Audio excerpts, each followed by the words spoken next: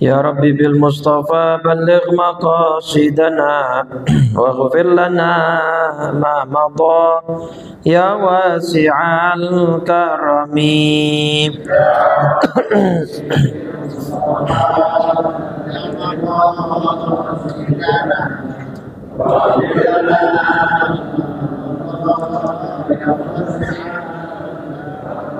Lam yahtalim qattu taha mutlaqan abada wa ma tatha'aba aslan fi mada zamani.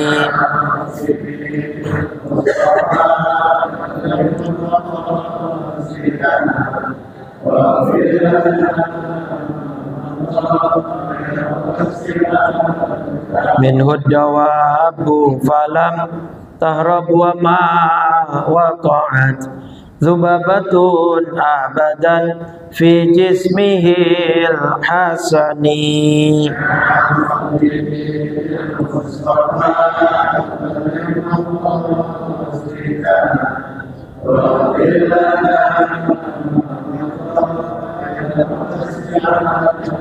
Wa qalbuhu lam yanam wal ainu qad na'asat wa la yura dhilluhu fi syamsi dhu fatini. Ya Rabbi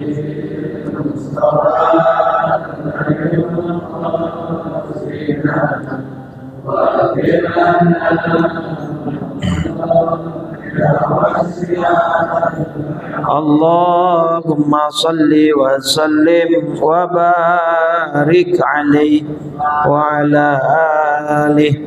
Al-Fatihah ila ruhi Rasulillah Sayyidina Muhammad ibn Abdullah wa ala alihi wa sahbihi wa mawala wa jami'i awliya'illah wa asfi'illah khususan sadatina Abi Bakrin wa Umar wa Uthmana wa Ali wa an baqiyatis sahabati wa tabi'in wa tabi'it tabi'in wa man tabi'ahum bi ihsanin ila yaumiddin wa alaina ma'ahum wa fihim bi rahmatika ya arhamar rahimin.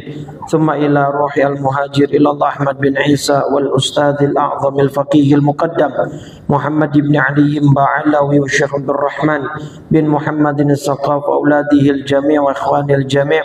Thumma ila ruhi sahibi ratib qutbi al-irsyad wa khawthil ibad wal bilad al-habib Abdullah bin Alawi al-Haddad wa usulihim wa furu'ihim. Anna Allah al-Karim yataghashana taghashahum bir rahmah wal maghfirah wa yu'idu alaina min barakatihim wa ulumihim wa nafahatihim fid dini wad dunya wal akhirah. Thumma ila ruhi muallif hadzal kitab Asy-Syaikh Syaraf bin Nawawi Yahya bin Syaraf An-Nawawi wa usulihi wa furu'ihi. Anna Allah al-Karim yataghashana taghashahu bir rahmah wal maghfirah wa yu'idu alaina min barakatihi wa ulumihi wa nafahatihi fid dini wad dunya wal akhirah. Thumma ila ruhi walidika al-Hajj Ahmad Mustalih Badawi Hanafi. Thumma ila Syekh Ahmad Marzuki bin Mirsad. Thumma ila ruhi al-Habib Abdullah bin Mahfuz al-Haddad muassis Jami'at al-Ahqaf. Thumma ila ruhi Hababah Sakinah binti Sayyid Ali Baharun. Thumma ila ruhi min ulamai wa ahli kampung Klender jami'an.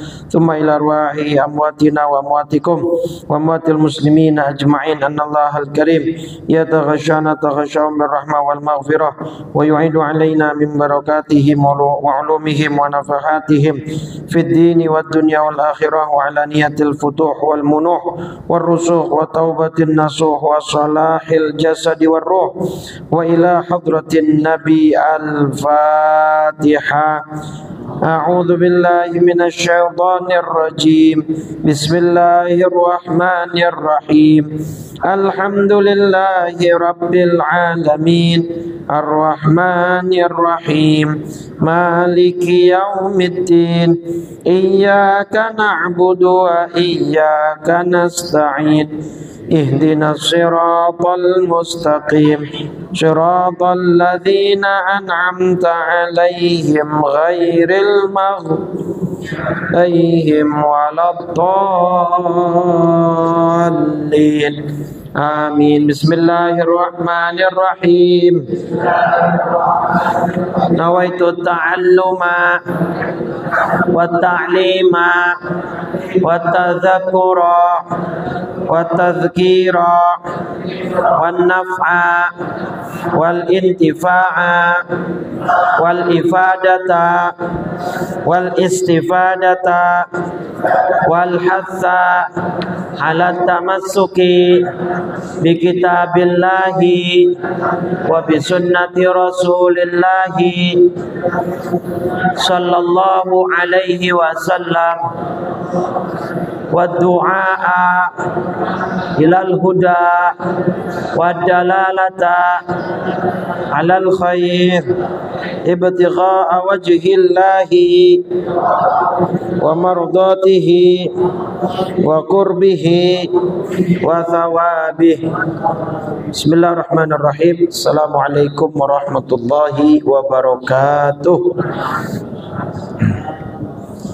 Alhamdulillah, wassalatu wassalamu ala rasulillah Sayyidina Muhammad ibni Abdullah wa ala alihi wa sahbihi wa mawalah, wa la hawla wa la quwwata illa billah. Subhanaka la ilma lana illa ma 'allamtana innaka antal alimul hakim. Rabbi shrah li sadri wa yassir li amri wahlul 'uqdatam min lisani yafqahu qawli wasaddid lisani wahdi qalbi bihaqqi sayyidina Muhammadin sallallahu alaihi wasallam. Amma ba'du. Faya yuhal hadirun wal hadirat, segenap pengurus Masjid Jami' Nurul Amal, Bapak Ibu jamaah salat maghrib rahimakumullah. Alhamdulillah, pada malam ini kita dapat hadir kembali di masjid yang kita cintai ini dalam rangka menunaikan segenap kewajiban kita, diantaranya salat maghrib hingga isya berjamaah, dan kita selingi dengan thalabul ilm. Mudah-mudahan semuanya yang hadir diberikan ganjaran pahala oleh Allah Subhanahu wa taala, dan sepulangnya kita dari majlis ini Allah ampuni dosa dan kesalahan kita. Amin ya rabbal alamin. Salawat teriring salam tak lupa senantiasa kita curah limpahkan kepada di baginda Nabi besar Muhammad sallallahu alaihi wasallam beserta seluruh keluarganya, para sahabat dan pengikutnya hingga yaumil qiyamah. Mudah-mudahan kita semua yang hadir kelak mendapat syafaat dari baginda Rasulullah sallallahu alaihi wasallam. Amin ya rabbal alamin. Hadis ke-45 ya. Hah? 21 ya. 22. Itu yang panjang hadis itu kan kemarin udah tuh 20. Iya, sekarang 21. 22 ya. 21 udah berarti. Hah? Enggak, yang panjang kan udah. Dua setelahnya udah juga, setelahnya 21 udah. Berarti sekarang 22. Ya, bismillahirrahmanirrahim.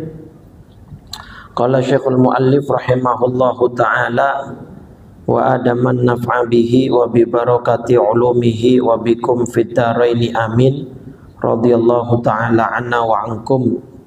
Ila an qala wa an Sulaiman bin Syuradin radhiyallahu anhu qala kuntu jalisan ma'an nabi sallallahu alaihi wasallam wa rajulani yastabban ahaduhuma qad ihmarra wajhuhu wan tafakhat audajuhu faqala Rasulullah sallallahu alaihi wasallam inni la a'lamu kalimatan law qalaha la dhahaba anhu ma yajidu law qala a'udzu billahi minasy syaithanir rajim dhahaba anhu ma yajid. Faqalu lahu inna nabiyya sallallahu alaihi wasallam ta'awwadz billahi minasyaitonir rajim. Ya, ini Hadis muttafaqun alaih, berarti riwayat Imam Bukhari dan Imam Muslim. Dari Sulaiman bin Surat, beliau mengisahkan, menceritakan, kuntu jalisan ma'an Nabi. Suatu hari saya pernah duduk bersama Nabi. Tiba-tiba di depan kami lewat dua orang yang lagi saling adu mulut, lagi cekcok, berantem lah, adu mulut, tapi nih cekcok, belum sampai adu fisik. Yang satu qadih marra wajhuhu, wajahnya udah sampai merah dari saking marahnya, dan urat-urat lehernya udah pada ketarik. Artinya ini orang benar-benar udah pada puncak kemarahan, mukanya merah, urat-urat lehernya sampai ketarik dan membengkak gitu ya, dari saking marahnya. Tiba-tiba Nabi berkomentar, saya akan ajarkan satu kalimat yang kalau seseorang mengatakan atau berucap dengan kalimat tersebut, maka akan hilang perasaan yang ada di dalam dirinya, akan hilang rasa marah yang dia dapati di dalam hatinya. Apa kalimat tersebut? Lau qala, seandainya dia berkata, a'udzu billahi minasyaitonir rajim. Artinya kalimat ta'awudz. A'udzubillahi minasyaitonirrajim, layaknya kita mau baca Quran gitu ya. Maka kata Nabi, seandainya dia baca ini, dzahaba anhu ma yajid, maka akan hilang ya perasaan yang ada di dalam hati dan dirinya. Maka orang-orang berkata kepada orang yang marah tadi, tuh Nabi udah ngomong, buruan, itu yang lagi marah tuh ya, ta'awwadz billahi minasyaitonir rajim. Ayo buruan, cepetan, berlindunglah kepada Allah dari syaitan yang terkutuk. Artinya orang-orang yang lagi ada di sekitar itu berusaha menenangkan orang yang tadi lagi marah dengan cara mengingatkan agar segera berlindung kepada Allah dari godaan syaitan. Artinya mengucapkan kalimat ta'awudz. Ini adab dan cara kalau kita menghadapi orang yang lagi berantem, lagi marah. Jangan malah dikomporin. Ini malah orang lagi ribut, ayo, wah masa lu mau aja digituin lu, harga diri lu kemana? Malah dikomporin. Yang ada malah makin apa? Makin ribut, makin berantem orang. Ya kalau gara-gara omongan kita yang ngompor-ngompor itu orang jadi berantem. Kalau kita nggak komporin dia harusnya nggak berantem, kita dapat dosanya. Kalau sampai ini orang berantemnya sampai saling bunuh, aduh dosanya gede. Jadi walau syatra kalimah, walaupun dengan satu kata kita ngebantu orang berbuat maksiat, kita dapat dosanya. Alhamdulillah. Jadi jangan jadi kompor ya. Nah ini sebagaimana Allah nyatakan dalam surat Al-A'raf surat 7 ayat 200. Wa imma yanzaghannaka minasyaitani nazghun fasta'idz billah. Jika setan datang menggodamu, maka berlindunglah kepada Allah. Innahu sami'un alim, sungguh dia maha mendengar lagi maha mengetahui. Nah ini perintahnya di sini. Jadi kalau setan sudah mulai menggoda dalam konteks apapun, dalam konteks hadis kita marah, mungkin dalam konteks yang lain mau berbuat jahat, mau mencuri karena terdesak oleh keadaan perut, mungkin karena godaan wanita, apapun godaannya, jika sudah kita merasa wah ini kayaknya nggak beres nih, kalau saya lanjutin ini bakal terjerumus saya, buru-buru deh. A'udzubillahi minasyaitonir rajim. Nah, salah satu positifnya orang Arab Pak, mau itu orang Mesir, mau Saudi, mau Yaman, itu kalau lagi ribut di jalanan nih, berantem, adu mulut, cekcok sampai yang satu merah mukanya sampai ketarik uratnya, ntar ada yang ngomong aja satu nih, sallu ala Nabi Muhammad, itu semua langsung berhenti Pak. Allahumma shalli wa sallim wa barik alaihi wa ala alihi. Itu pengalaman saya begitu Pak. Jadi mereka langsung tersadar dan mengagungkan nama Nabi Muhammad SAW. Jadi mereka amarahnya itu langsung reda, turun. Nah gitu juga boleh, gitu ya. Artinya mengingat hal-hal yang bisa meredakan amarah. Orang kalau udah marah, Pak, nah, setan ini yang berkuasa atas dirinya. Sampai ada pembahasan dalam fikih, kalau suami marah terus ngucapin talak, talaknya jatuh apa kagak? Itu di fikih dibahas, Pak. Karena ada orang suami misalnya temperamen banget ya, saking temperamennya bayi sampai tendang-tendang, nyambung aja mama ya. Saya kan kagak nyebut siapa namanya, siapa kasusnya, langsung nyambung aja ya mungkin. Iya ada misalnya begitu tuh. Nah terus lagi marah, emosi, ucap talak. Udah gitu talaknya nggak main-main lagi, talak 3 bain. Ini talak 3 nih atau talak bain, kan suami nggak bisa rujuk. Kalau dia mau rujuk, istrinya kudu nikah dulu sama orang lain, kudu berhubungan dulu. Kalau kagak lanjut, kalau lanjut sama suami barunya ya tinggal gigit jari. Maka jangan sembarangan. Kalau udah talak bain nih sampai talak 3, ya dia kudu nikah dulu sama orang lain, berhubungan badan dulu. Kalau itu habis itu terus suaminya nyerein, ya kan? Nah itu pun kalau nggak rujuk sama suaminya yang kedua itu. Kalau dicerain terus rujuk ya kagak bisa lagi udah. Pokoknya panjang dah urusannya. Nah itu sampai dibahas tuh, gimana hukum suami yang lagi marah ngucapin talak. Sebagai mayoritas mufassir fuqaha itu menyatakan tetap jatuh talak, kecuali orang yang marahnya sampai kondisi dia seperti kayak orang kesurupan, yang dia ngomong pun nggak tahu apa yang dia omongin, ucapin. Tapi kan itu jarang lah. Orang semarahnya kayak apapun tetap dia sadar, dia tahu apa yang keluar dari mulutnya. Kata ulama lagian biarin, biar jadi pelajaran buat dia. Besok-besok kalau lagi emosi, kalau lagi marah ngomong jangan sembarangan.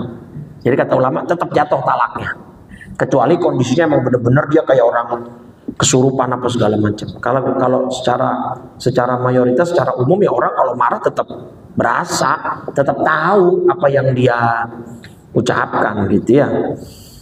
Nah, maka ini amarah ini sumber kejahatan, sumber penyesalan ya. Kalau udah kira-kira kita lagi emosi, kalau saya pribadi lebih mending menghindar. Lagi marah sama anak, lagi kesel sama istri, ada mendingan ngopi kayak kabur kayak kemana gitu ya. Menghindari hal-hal yang tidak diinginkan, sama-sama saling menenangkan diri dulu daripada nanti jatuhnya KDRT. Lah iya itu udah suaminya nggak bisa ngasih nafkah, udah suaminya galak, marah, KDRT. Nah, maka zolimnya itu luar biasa ya. Dah. Nih di ayat 201-nya lihat Pak Bu.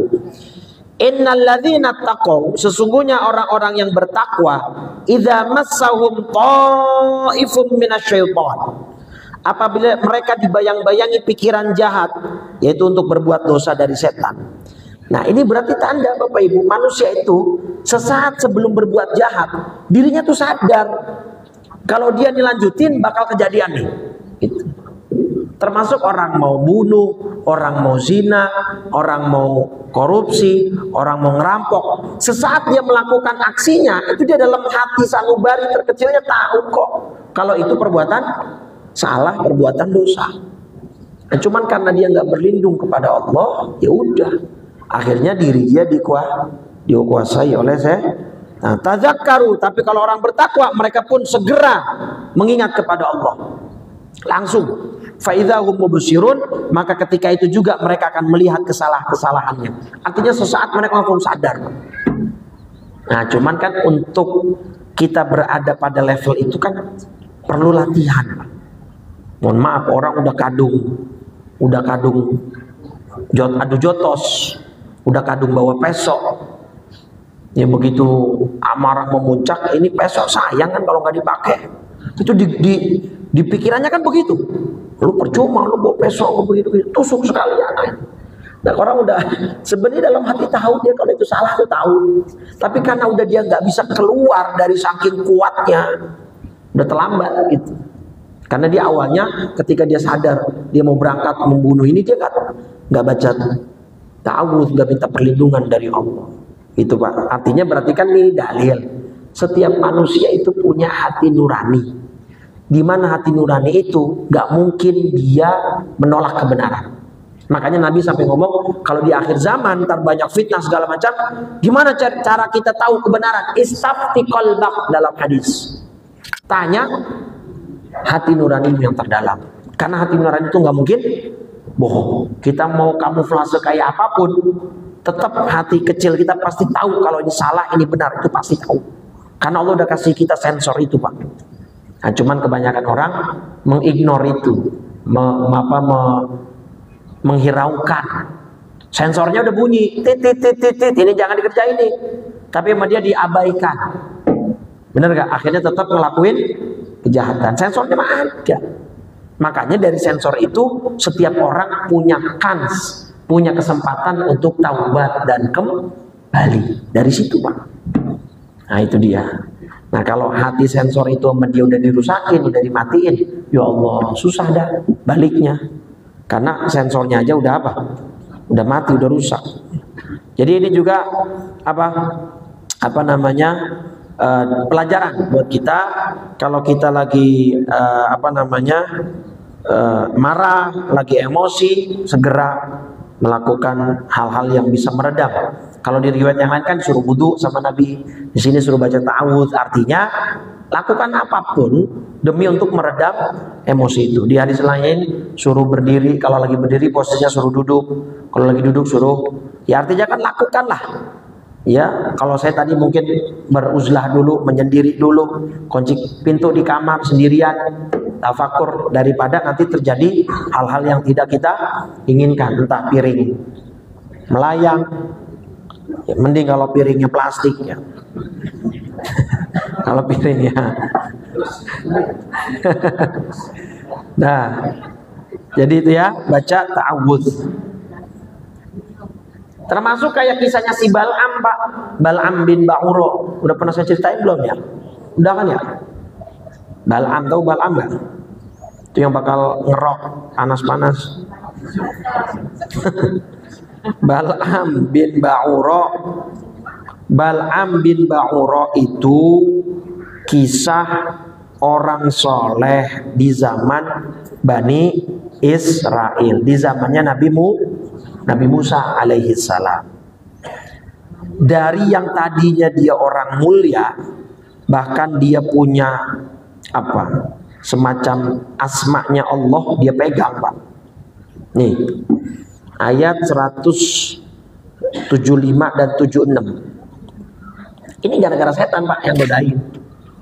Kisah singkatnya gini, Bal'am ini orang soleh, ulama di zaman Nabi Musa, berarti muslim, berarti beriman kepada Nabi Musa. Tapi dia punya kelebihan Pak. Apa kelebihannya? Watlu alaihim naba'alladzi atainahu ayatina. Wahai Muhammad, bacakanlah kepada mereka cerita atau berita orang yang telah kami berikan ayat-ayat kami kepadanya. Ini Bal'am, ya namanya Bal'am bin Ba'uro. Ini dia punya keistimewaan kalau doa nggak pernah ditolak sama Allah. Karena dia punya sir, punya rahasia. Ibarat dia punya kunci langit Pak. Bahasa awamnya begitu dah. Punya kunci langit. Jadi kalau dia doa apapun pasti terkabul. Waduh. Kalau Bapak kira-kira sama Ibu dikasih kayak keistimewaan Bal'am, apa yang diminta kira-kira? Udah pikirannya udah macam-macam deh udah. Yang pengen punya rumah lagi, yang pengen punya istana, yang pengen punya bini lagi. Gila pakai nggak, kalau pengen punya bini lagi nggak usah pakai ilmu kayak Bal'am, asal berani aja. Pakai nungguin ilmu kayak Bal'am. Ya Pak, dia kalau doa selalu dikabulkan. Nah, ada satu daerah, saya lupa nama daerahnya apa. Dalam beberapa riwayat Nabi Musa pengen ke sana Pak. Tapi gubernur daerah ini kagak suka, kagak demen sama Nabi Musa. Datanglah gubernur ini ke si Bal'am. Balam, ini saya nggak demen nih kalau ntar Musa datang ke daerah saya nih. Coba dong tolong doain biar Musa nggak datang. Alaihissalam. Dalam satu riwayat awalnya Balam nggak mau, tapi fa'atba'ahu syaitan. Kemudian dia melepaskan diri dari ayat-ayat itu, lalu dia diikuti oleh setan sampai dia tergoda. Si Bal'am tadinya kagak mau, soalnya permintaan si gubernur ini pengen supaya Nabi Musa sakit atau gimana lah, pokoknya nggak bisa masuk ke kota dia gitu. Awalnya Bal'am nggak mau, digoda. Pakai apa? Lobi-lobi uang, harta, disogok begini. Tadinya nggak mau Pak, digoda. Lama-lama mungkin karena di lobby terus ditambahin terus ya goyang juga Pak. Diturutin. Bal'am naik ke atas bukit doa. Akhirnya dikabulkan. Satu riwayat Nabi Musa sakit sampai nggak bisa masuk ke daerah itu. Satu riwayat bilang Nabi Musa setiap mau berangkat ke tempat itu selalu dibikin nyasar sama setan. Nah, dulu kan belum ada GPS, jadi susah. Akhirnya begitu Pak. Satu ketika Nabi Musa nyadar ini nggak normal nih. Kok saya nggak bisa masuk ya ke daerah situ? Kalau bahasa kita sekarang, kita kan juga ini penyakit bukan penyakit biasa nih. Barangkali ada yang ngerjain gitu ya. Kayak gitulah. Nabi Musa nyadar nih. Nanya, Nabi Musa kan bisa berdialog sama Allah. Gimana pun tetap Nabi Musa di atas Bal'am posisi derajatnya. Ya nggak? Ditanya, Nabi Musa nanya nih, ini kenapa ya Rabb saya nggak bisa masuk daerah situ? No, kerjanya si Bal'am. Ya bahasa gampangnya gitu dah. Kata Nabi Musa, ya udah ya Rabb, sebagaimana kau kabulkan doa dia, maka kabulkan doa saya. Nabi Musa doa supaya Bal'am dicabut nikmat itunya tadi, kehormatan bahwa beliau dapat kemuliaan dari Allah, sekaligus cabut sampai iman-imannya. Akhirnya ini kan, walau syi'na la rafa'nahu biha. Sekiranya kami menghendaki, niscaya kami tinggikan derajat dia. Orang dia udah punya ilmu dari Allah, punya rahasia dengan ayat-ayat itu kan, tetapi dia cenderung kepada dunia dan mengikuti keinginannya yang rendah, maka perumpamaannya seperti anjing. Bayangin, dari orang yang tadinya mulia, dikasih ayat-ayat Allah, dikasih ilmu-ilmunya Allah, sampai kemudian Allah abadikan kisahnya, direndahkan seperti anjing bahkan. Itu gara-gara apa? Godaan setan, dunia. Ya setan ini kan gak dapat dunianya Pak, yang dapat dunianya siapa? Si Bal'amnya. Jadi makanya ntar setan kalau di akhirat itu di demo sama orang-orang yang maksiat, di demo gara-gara lu nih kita masuk neraka. Lah setan tinggal balikin, enak aja. Korupsi lu yang nikmatin duitnya, gua cuma nyuruh. Siapa suruh ya? Situ mau gitu kan. Yang zina juga, oh ini gara-gara dia nih saya tergoda. Lah situ yang main, saya yang disalahin. Setan nggak mau Pak, berlepas diri setan. Kalau saya cuma ngajak, cuma nyuruh, situ yang ngerjain kan semuanya. Ya emang ada orang misalkan pejabat korupsi, emang setan ditransfer, dapat bagian dia. Bahkan kagak, yang nikmatin duitnya siapa? Dia semuanya. Enak aja setan disalahin kata dia. Agak mau saya. Ada orang zina, mohon maaf, dia keenakan dengan zinanya, yang dapat nikmatnya siapa? Lah dia, emang setan dapat nikmatnya? Ya kagak. Enak aja nyala-nyalain saya, kata setan. Saya cuma ngajak, kata dia. Makanya jangan mau diajak sama setan. Lah, setan itu ngapa ngajak manusia? Neraka terlalu luas kalau untuk golongan mereka doang. Makanya ngajak dari golongan manusia, biar kagak terlalu lega begitu. Gitu. Maka kita yang udah ahli pengajian kudu pintar, kudu cerdas. Jadi kalau udah nyadar nih, aduh, kok hari ini malas banget ya taklimnya, Rebo nih malam Kamis loh. Ada taklim Ustaz itu kok nih males banget. Berarti udah digoda sama siapa tuh? Nah, buru-buru ngapain? Mandi ya, baca istighfar yang banyak, berangkat paksain. Iya. Ada kalau udah begitu kan, ya segen banget. Udah gitu gerimis lagi. Kalau di tempat lain gerimis hujan itu jamaah makin sepi Pak. Tapi Nurul Amal malah lain. Makin deres, makin hujan, makin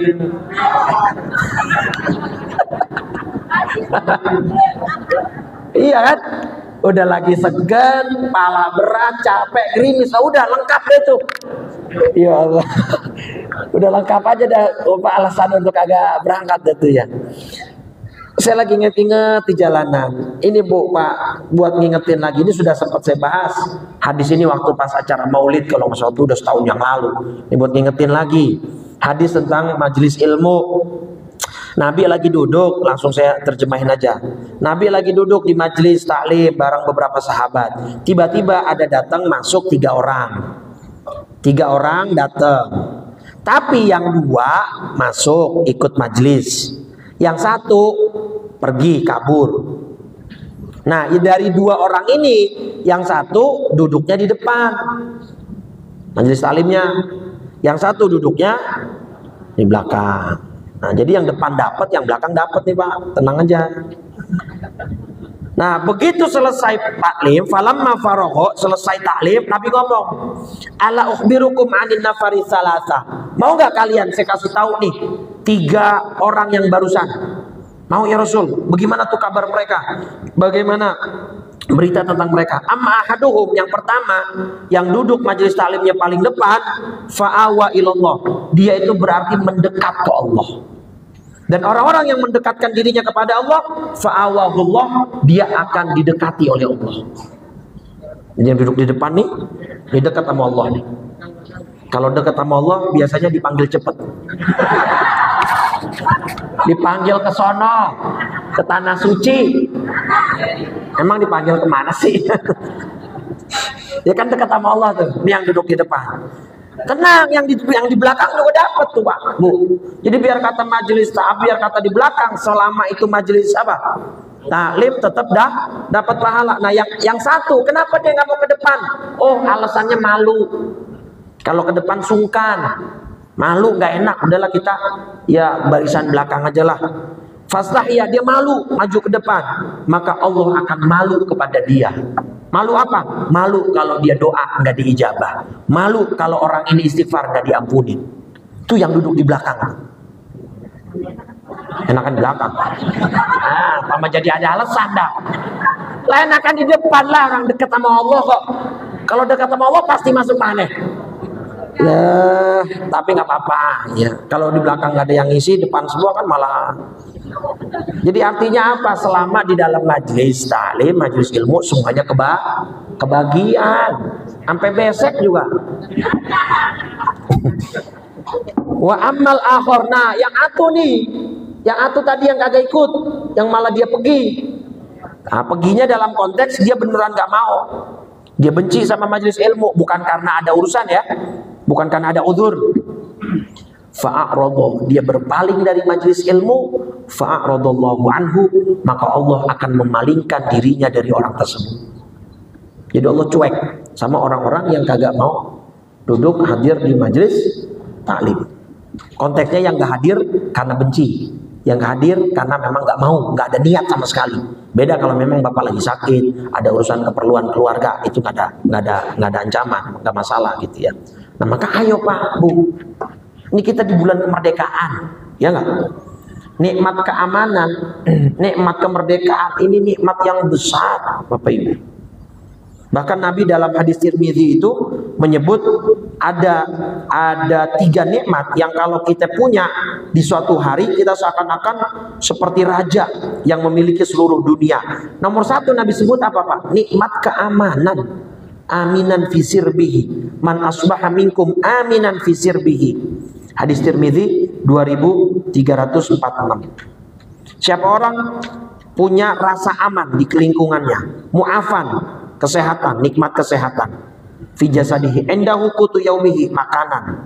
Nah, baru dia seakan-akan memiliki dunia dan seisinya. Iya benar juga Pak, uang banyak, rumah mewah, tapi perang. Coba dah, rumah mewah sekejap bisa langsung rata dengan tanah. Saudara-saudara kita di Palestina yang kemarin biadab, yang barusan terjadi, lagi sholat subuh di bom di rudal, 100 orang wafat, ya kan? Lagi sholat subuh Pak. Kita berangkat pagi subuh ke Nurul Amal, kagak ada rasa takut di bom, nggak ada rasa takut di rudal, bener gak? Mereka yang memang ada ancaman itu tetap berangkat ke masjid. Mereka tahu ada potensi bahwa mereka kalau pergi keluar rumah, pergi ke masjid, pulang tinggal nama. Mereka tahu ada potensi resiko itu, tapi mereka tetap berangkat. Lah kita masjid dekat, aman, nggak ada gangguan, nggak ada ancaman. Masjidnya enak, adem, karpetnya tebel, masih ogah ke masjid. Lah malu kita main di sono, Pak. Benar apa benar ini? Nah iya, maka maksud saya, ayo gencarin lagi, makmurkan masjid kita. Kita aman, cenderung aman. Nggak ada kita ancaman, alhamdulillah. Kalaupun ada 1-2 insiden kejahatan itu kan sifatnya lokal, bukan seperti yang terjadi kayak di Gaza, Palestina sana. Maka ayo isi kemerdekaan ini dengan cara kita memperbanyak ibadah, khususnya apa? Hadir di majelis taklim yang dilaksanakan di masjid kita. Baik, kita lanjut hadis 23. An Mu'adz bin Anas radhiyallahu anhu anna an-nabiy sallallahu alaihi wasallam qala man kadhama ghaidhan wa huwa qadirun ala an yunfidhahu da'allahu subhanahu wa ta'ala ala ru'usil khalaiq yaumal qiyamati hatta yukhayyirahu minal huril aini masya. Rawahu Abu Dawud dan Tirmidzi. Wah, ini hadis berat memang dilakukan, tapi kalau bisa dilakukan ini ganjarannya besar sekali. Man kadhama ghaidhan, dari Mu'adz bin Anas radhiyallahu anhu, semoga Allah meridhoinya, bahwasanya Nabi Muhammad sallallahu alaihi wasallam bersabda, man kadhama ghaidhan, barang siapa yang menahan amarahnya, wa huwa qadirun ala ayyunfidhahu. Di sini yang saya kotakin itu poin utamanya, Pak. Siapa yang menahan amarah sedangkan dia mampu untuk meluapkannya. Gini maksudnya, saya mau nanya dulu. Ada orang ya marah nih, sedang marah, disakitin, dizolimin, segala macam marah. Yang marah ini misalnya pejabat, ya kan? Yang bikin marah pelakunya ini adalah bawahannya. Nah, dari sudut pandang manapun, dari sisi manapun, maka si pejabat yang dibikin marah oleh bawahannya ini kan punya wewenang, punya kuasa, dan punya celah untuk melampiaskan amarahnya kepada si bawahan. Karena dia punya apa? Artinya secara posisi hierarki dia tuh di atas gitu, ya kan? Di atasan, ngomelin bawahan, marahin bawahan. Nah, tetapi kalau sebaliknya, Pak, yang bikin marah pejabatnya, atasannya, yang marah bawahannya. Kira-kira si bawahan ini punya pilihan nggak dari marah yang dia rasakan ini untuk kemudian melampiaskan atau bersabar? Ada pilihan itu nggak? Nggak ada pilihan. Mau nggak mau dia harus sabar. Bener nggak? Dia nggak punya pilihan kan? Karena dia nggak punya power gitu.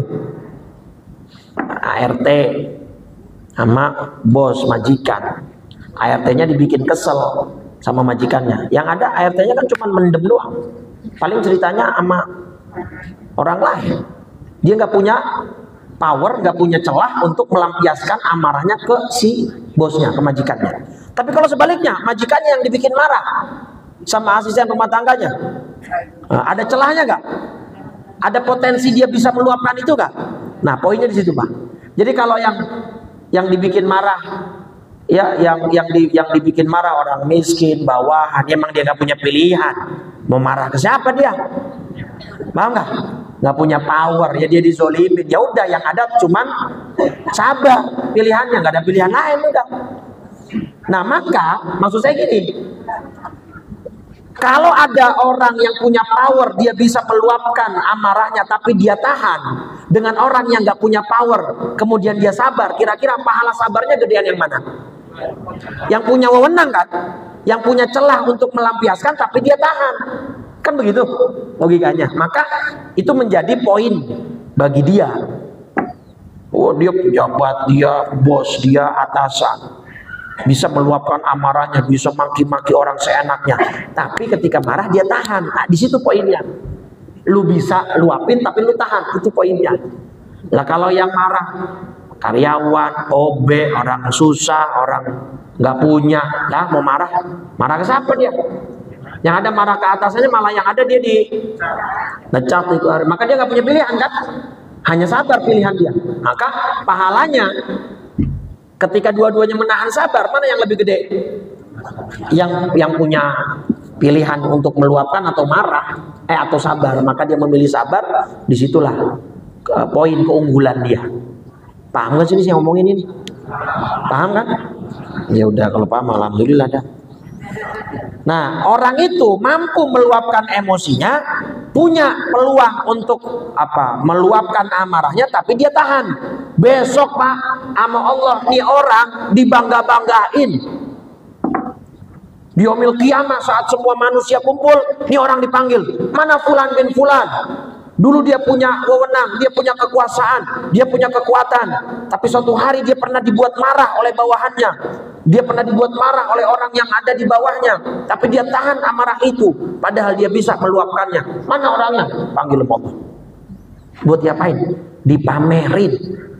Nih lihat, nih baru benar-benar hambaku yang bertakwa.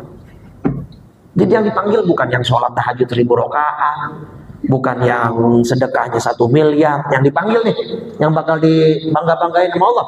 Tapi orang yang bisa nahan. Kemarin saya baru dapat aduan Pak. Saya mengajar salah satu masjid di Pondok Kelapa. Saya tidak sebut namanya. Ustadz, kemarin ada kejadian insiden habis sholat subuh apa sholat asar, saya lupa, sholat asar kayaknya. Bapak-bapak ada yang pulangnya agak terlambat karena dizikir dulu. Oh, zikirnya khusyuk.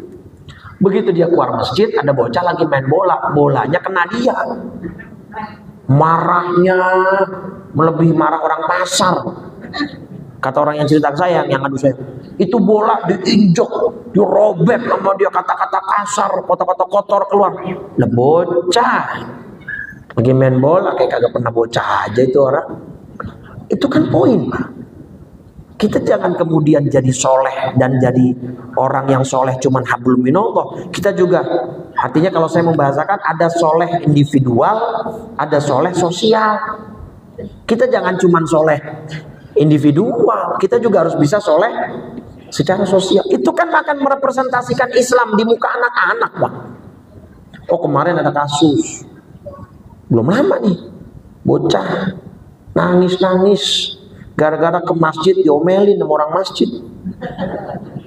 Bukan Nurul Amal, bukan. Nurul Amal kan udah dapat penghargaan ya, masjid ramah anak ya, waktu itu kan. Iya bener gak? Kasus anak menangis saat ke masjid. Jadi ada kemarin, saya lupa beritanya di mana, saya baca gitu ya. Nih viral, anak kecil nangis sesungguhkan hingga trauma karena dimarahi bapak-bapak saat main di masjid.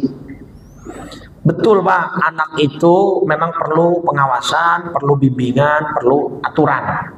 Saya setuju, tetap nggak dibiarkan sebebas itu.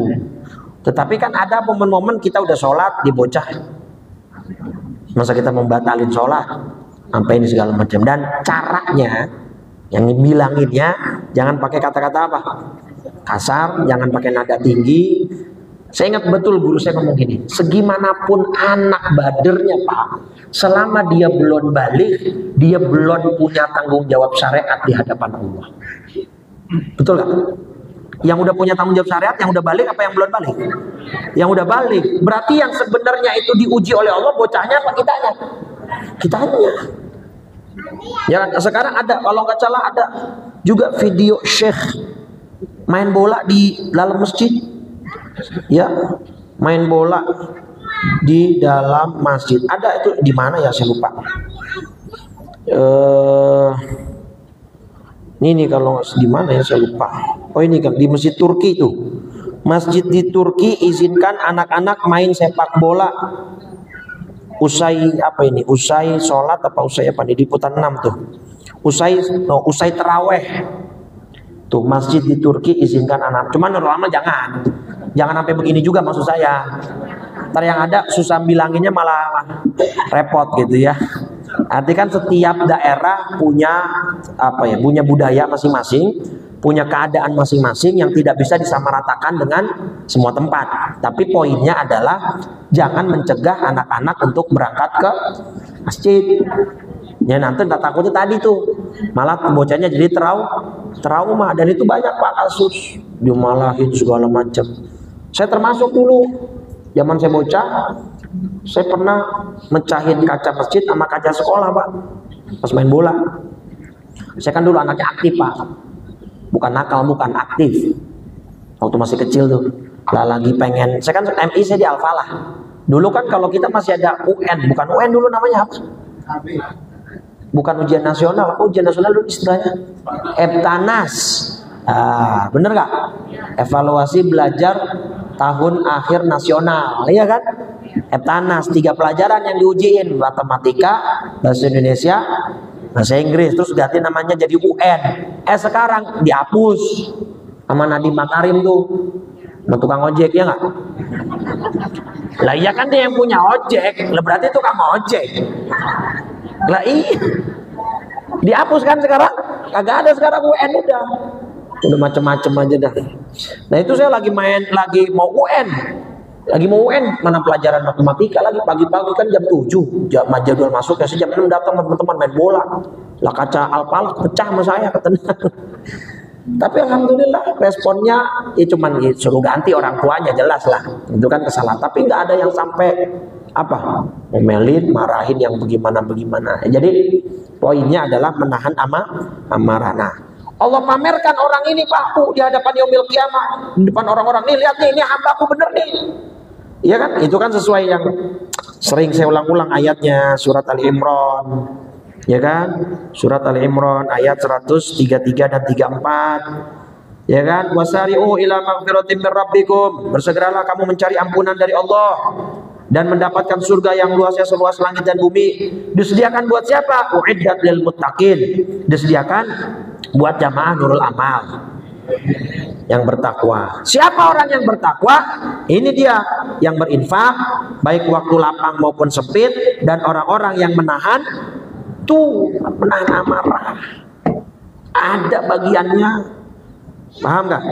Nah, sudah dipamerkan hatta yukhayyirahu minal huril ini masya'a. Sudah dipamerkan di depan semua makhluk. Allah bilang ke orang ini, silahkan kamu pilih bidadari mana saja yang kamu mau. Tuh.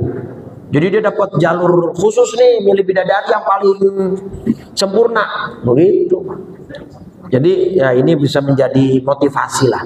Jadi pas kalau bapak lagi mau marah, ya Allah tahan, besok dapat bidadari, ya Allah.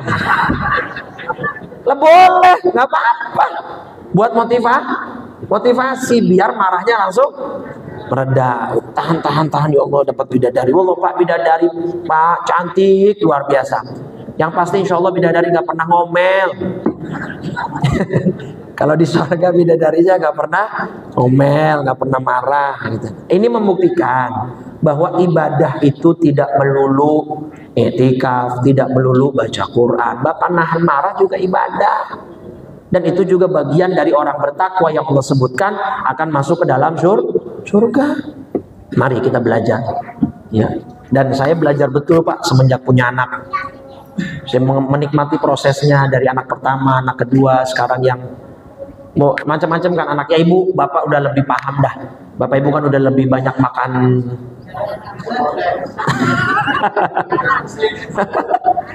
Iyalah, setiap anak pasti punya karakter beda kan. Ada yang suka bikin marah mulu, bikin ngelus dada terus, ada yang begini dan begitu. Jadi itu proses yang harus kita nikmati Pak, dan proses belajar.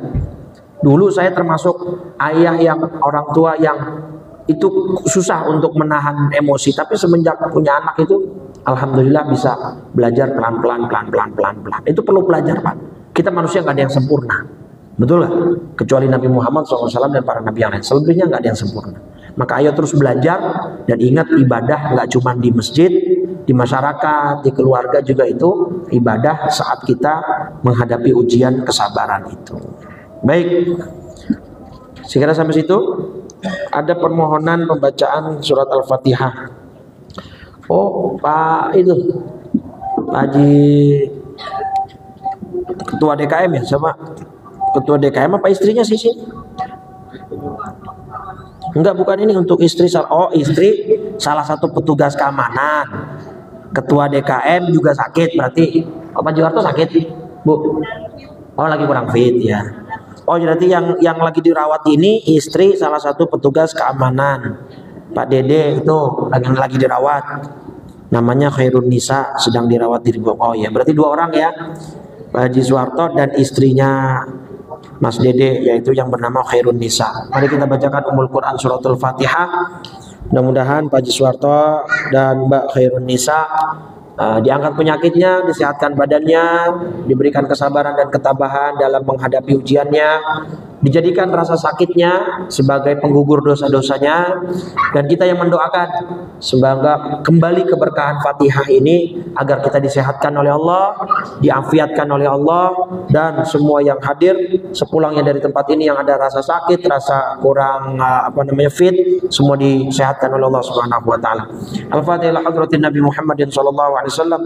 Annallaha ta'ala yutihil wasilata wal fadilah syarafa wad darajatal aliyata rafi'ah wa ba'athu maqaman mahmudan alladhi wa'adta innaka la tukhliful mi'ad. Thumma ila ruhil habib Abi Bakar bin Abdullah al-Attas sahib Huraidah wa usulihi wa furu'i annallaha al-karim yataghashana taghashaw bir rahmah wal maghfirah wa yu'idu alaina min barakatihi wa ulumihi wa nafahatihi fid dini wad dunya wal akhirah. Thumma ala niyati annallaha ta'ala yashfi marada Bapak Haji Suwarto bin Fulan wa Mbak Khairun Nisa binti Fulan wa annallaha ta'ala yashfi maradahuma shifaan ajilan ghaira ajilin shifaan la yughadiru saqama wala ilala wala alama wa yusahhi jasadana wa iyahuma zahiran wa batinan fi khairin wa lutfin wa afiyah wa ala man wa aslafuna salihun wa ala ma nawayna min nawaya salihah ya rabbana haqiqha bi sirri asraril fatihah.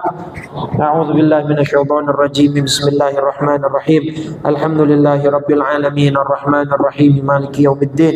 Iyyaka na'budu wa iyyaka nasta'in ihdinas siratal mustaqim siratal ladzina an'amta 'alaihim ghairil maghdubi 'alaihim waladdallin. Amin. Bismillahirrahmanirrahim. Assalamu alayka ya Rasulullah. Assalamu alayka ya Aba Fatimah. Assalamu alayka ya Jaddal Hasan. Assalamu alayka ya Jaddal Husain. Assalamu alayka ya Jadda Zainab. Assalamu alayki ya Sayyidah Fatimah binta Rasulillah. Assalamu alayki ya Ummal Hasan. Assalamu alayki ya Ummal Husain. Assalamu alayki ya Umma Zainab. Assalamu alayki ya Ummal Mu'minin. Ya Sayyidah Khadijah binta Khuwailid. Assalamu alayki ya Umma Fatimah. Assalamu alayki ya Umma Rasulillah. Ya Sayyidah Aminah binta Wahbin. Assalamu alayka ya Amiral Mu'minin. Ya Ali ibn Abi Talib. Assalamu alayka ya Abal Hasan. Assalamu alayka ya Abal Husain. Assalamu alayka ya Aba Zainab. Assalamu alaikum ya ummata Muhammad fi masyarikil ardi wa magharibiha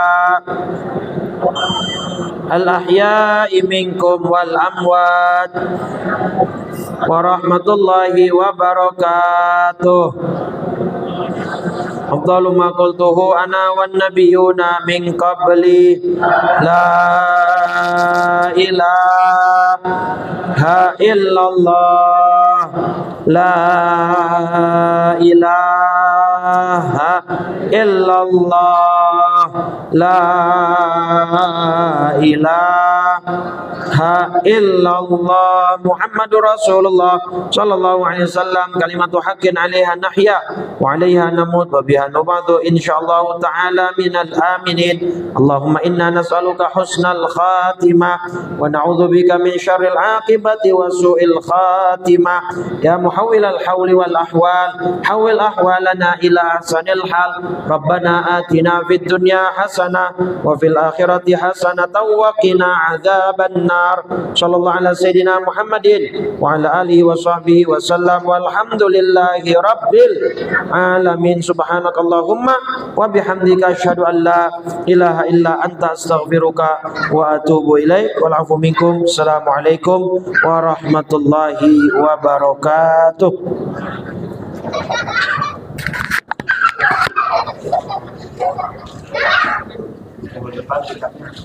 Iya lupa.